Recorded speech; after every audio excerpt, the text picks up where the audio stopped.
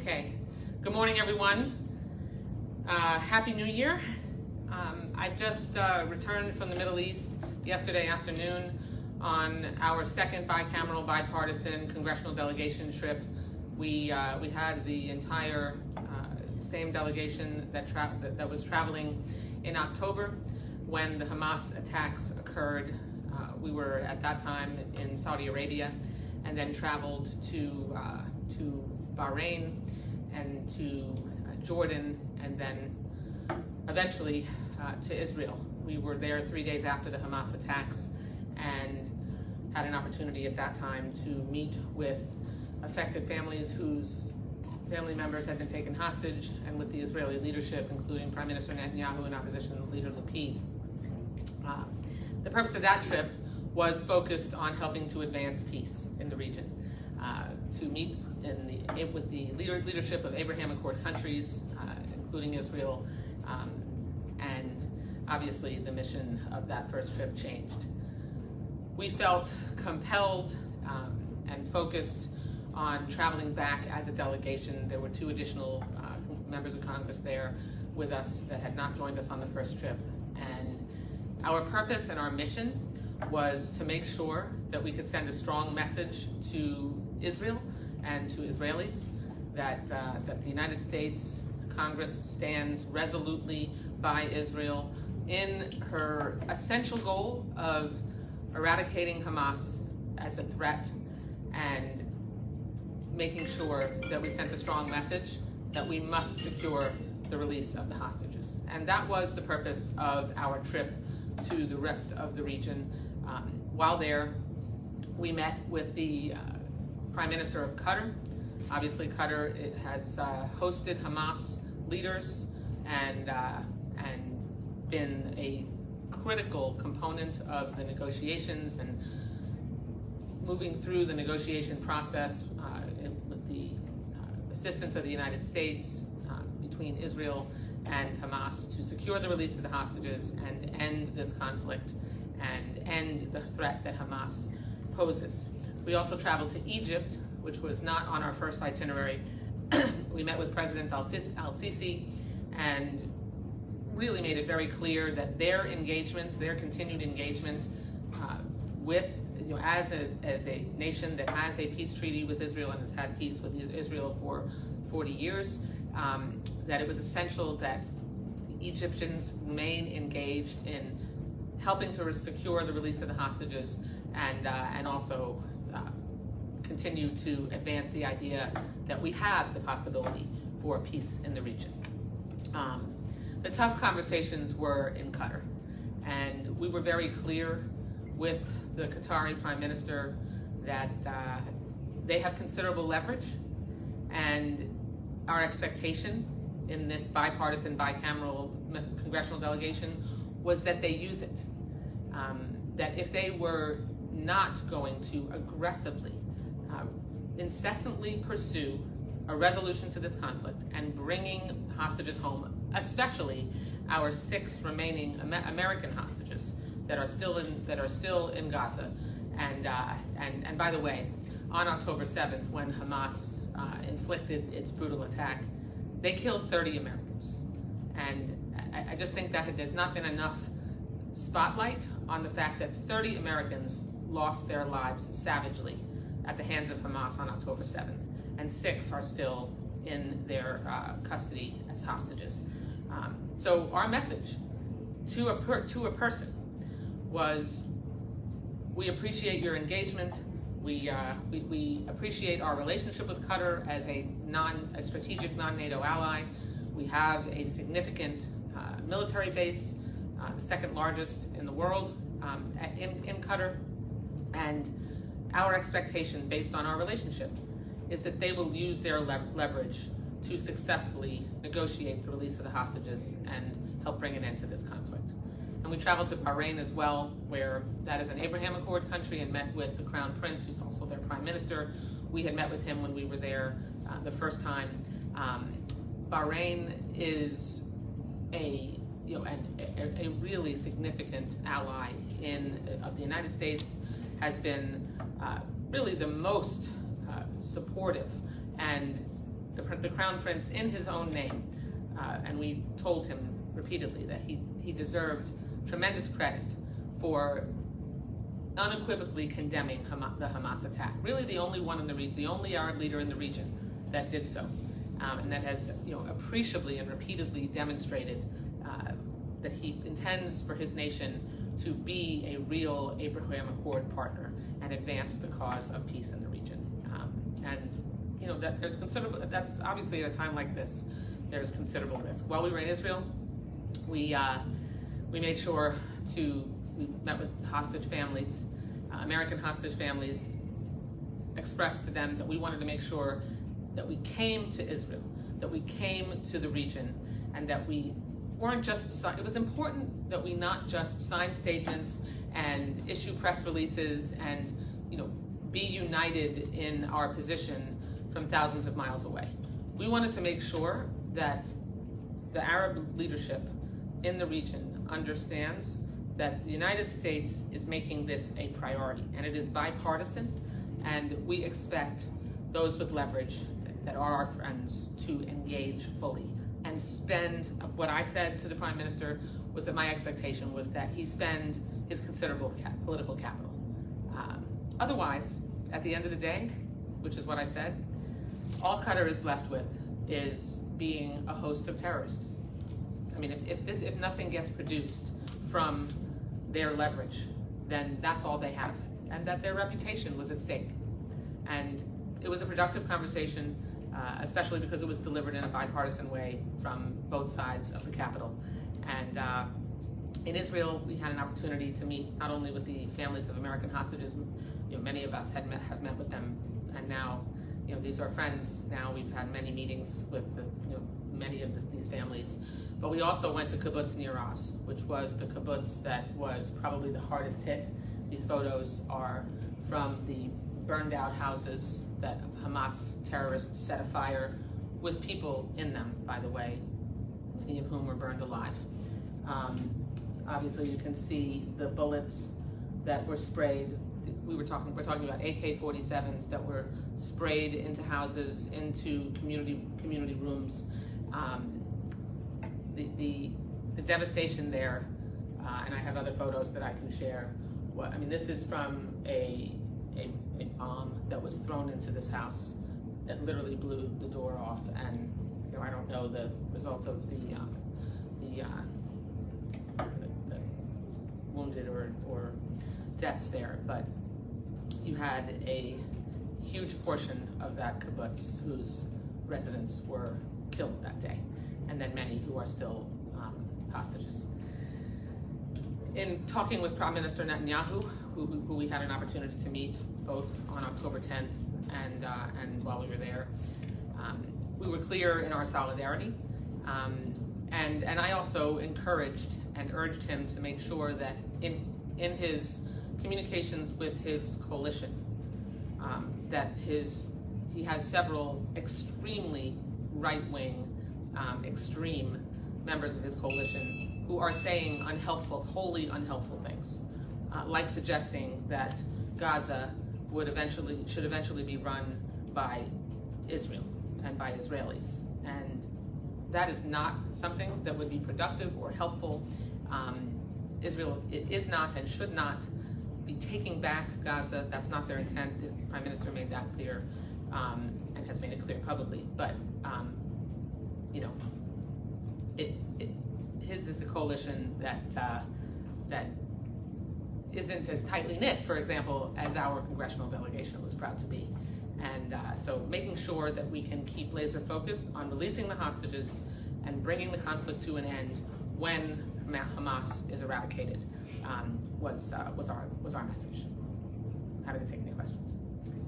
Israel is having some trouble in the social media war here. I mean, it really is. I mean, let's just be honest. You are the mistress of understatement. Right, exactly. So, I mean, how does the U.S. and Israel, how do they combat that to bring that urgency to get these hostages home? I mean, we're talking about more than 100 civilians still there. Well, let's be clear. Israel, it's not Israel that's having a hard time with the public relations war. This isn't about public relations. You had 1,200 innocent civilians who were slaughtered, raped, burned alive, taken captive.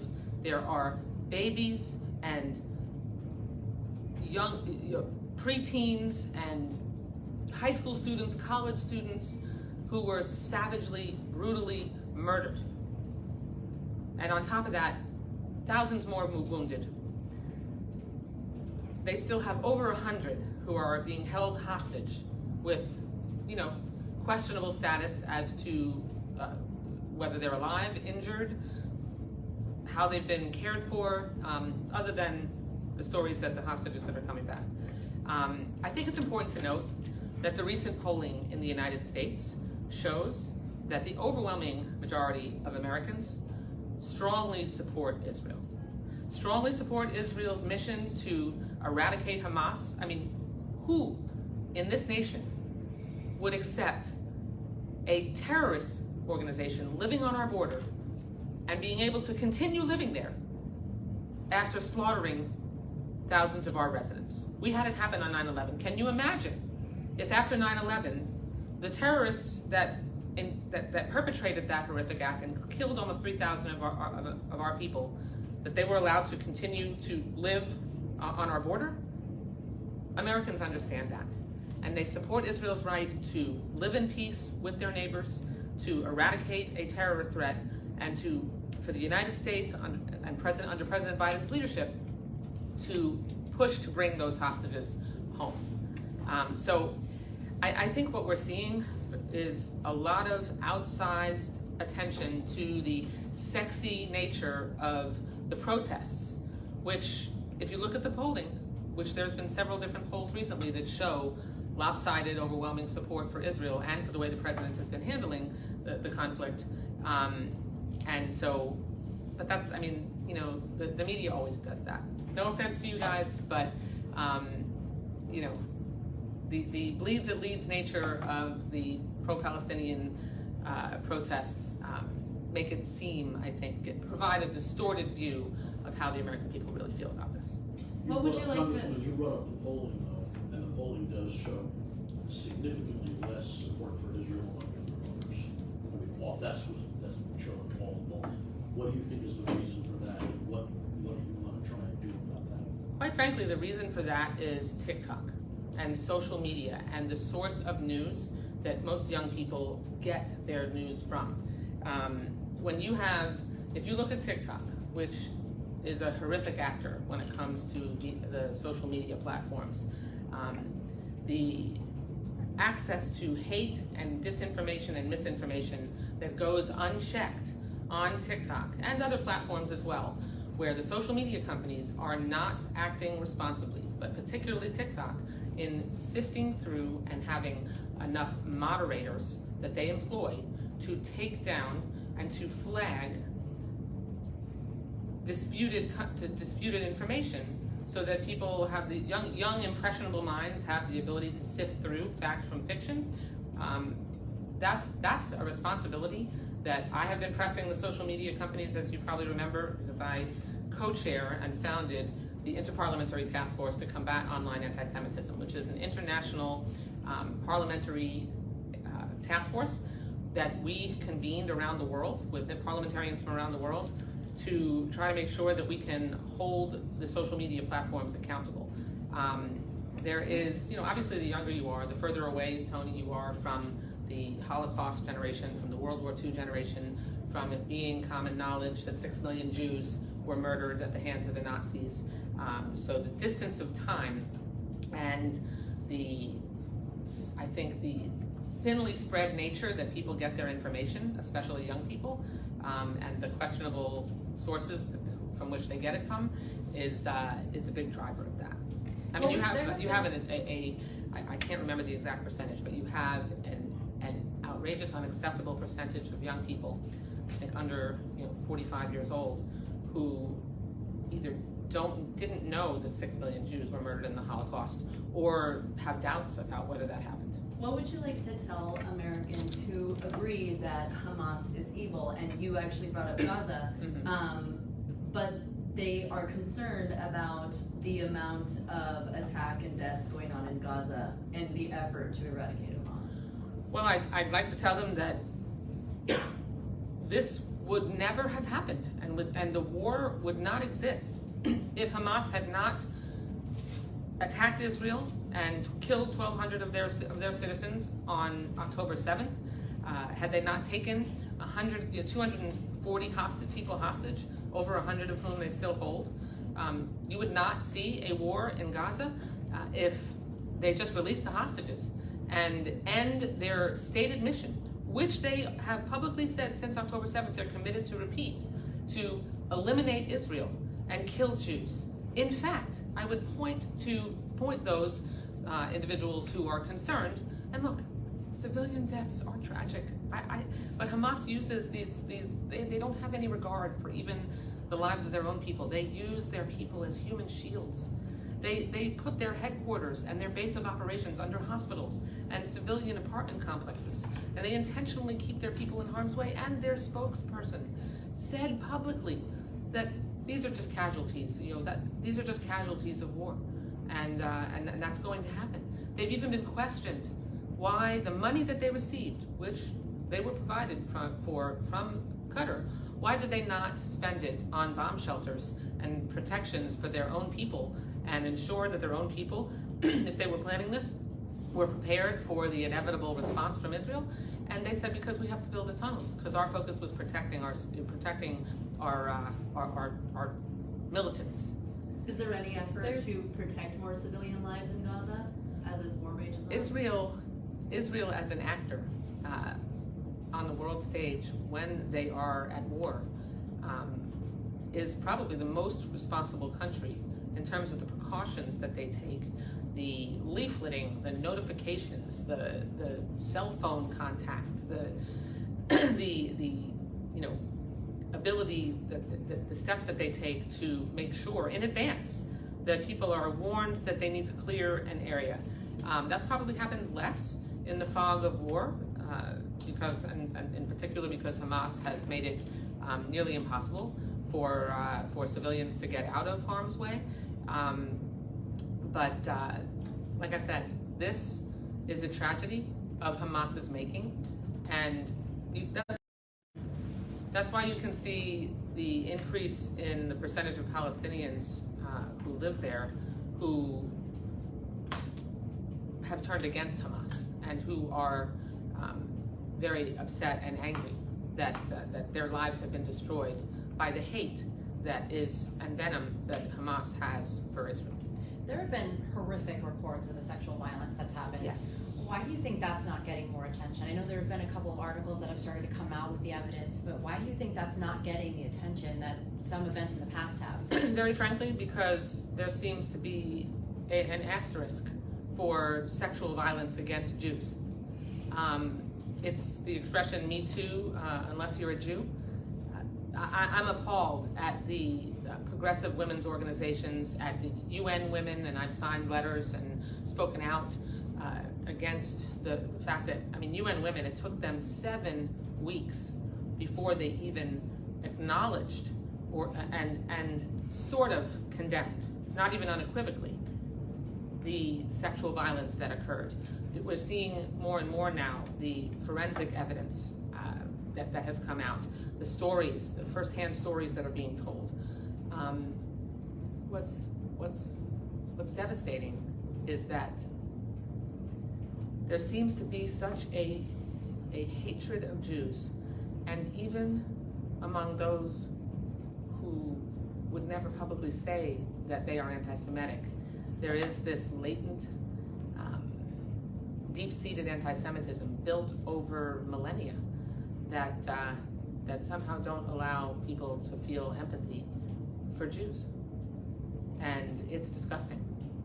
It's appalling. And as a Jewish woman, and I was the only Jewish member on the trip, I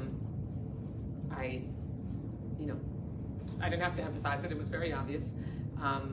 But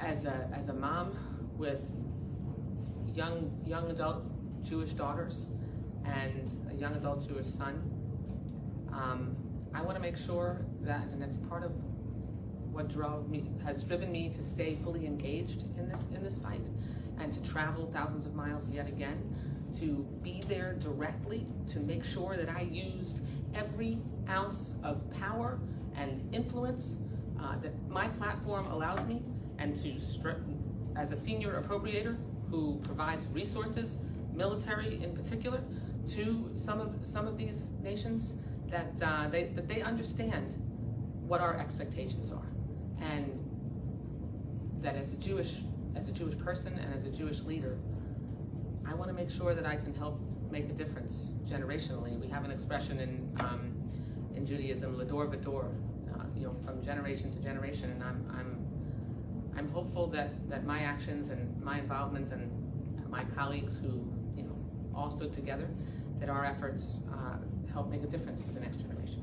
So where do negotiations stand right now with Egypt? Where do negotiations stand right now with Egypt and Qatar when it comes to A lot of what we talked about was classified, so I can't get into details, but negotiations are definitely ongoing. There has been revival of conversations and proposals being offered.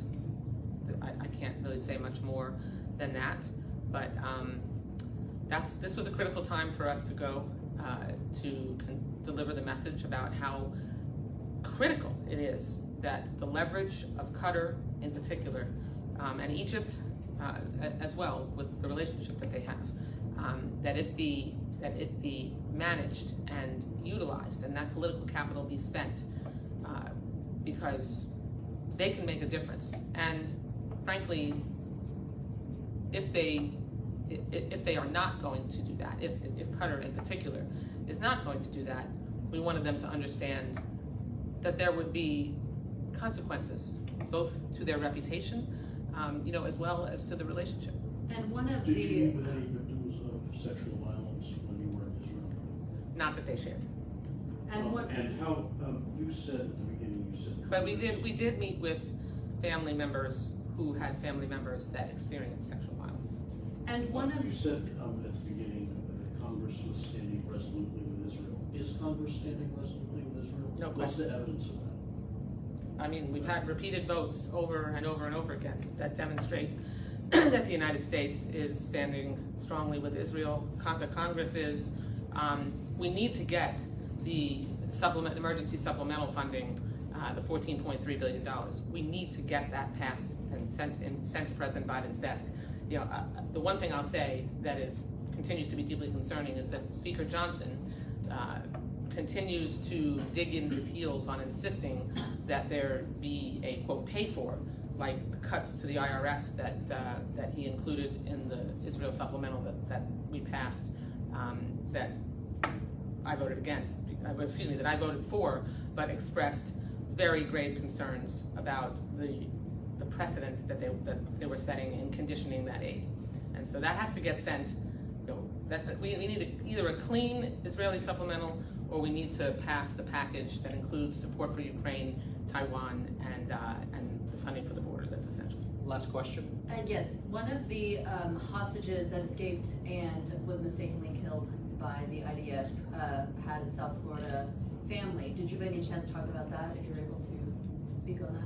When you went to... Sorry, there were 3 hostages that were Yes, one of them accidentally had a family, here in South Florida. China's a family here? Yes, and so I'm wondering if by any chance you spoke about that. No, the focus of our trip was the release of the hostages and to get updates on the day after, the importance of starting to talk about what does governance look like the day after, how once Hamas is eradicated, and I'm confident that they will be, that you structure governance in a way that helps there be an opportunity for peace with 2 states for 2 people, but certainly in the immediate development, the day after, on who governs who governs Gaza, and that you have an effective leadership put in place to be able to do that. I'm sorry, Mike, just a couple technical. How long were you gone, and how many members were on the hotel? We were gone for 8 days, and there were 9. And it was Qatar, Egypt, Bahrain, and Israel? Right. I'm told I'm allowed to ask a quick question about the pictures. You briefly spoke about the pictures, but are they all from the same kibbutz? And also, are these photographs that you took, or were they provided These are photographs that I took to you on your phone? on my iPhone, right? And this is all at kibbutz Nir Oz, which was, if not the hardest hit, one of the hardest hit kibbutzes from October. It is literally less than 2 kilometers from the border with Gaza. And it's important to note the even more devastating impact of the people of kibbutz Nir Oz being so brutally slaughtered and attacked is that this is a kibbutz that was founded in the mid-1950s by peaceniks, by people who fervently believed in peace. There are hostages, and many of the people who lived in the kibbutz regularly would take Gazans out of Gaza and bring them into Israel to take them to hospital, doctor visits, doctor appointments, and had relationships with Palestinians in Gaza, and were very committed to the notion of peace. And they were not immune from slaughter because Hamas's stated mission is to eradicate Israel and kill Jews. And by the way, I'll point out that even while post October 7th, you'll recall that in Europe, several Hamas terrorists were arrested while plotting to kill Jews in Europe. I mean, so this is not, no one is safe with the continuation of Hamas as a terrorist entity. They need to be eradicated, their leadership needs to be eliminated, and the threat that Hamas poses to Jews and to anyone who stands in their way needs to be eliminated. Can I ask just one more? Thank you all so Or much. just you two? No, we're done.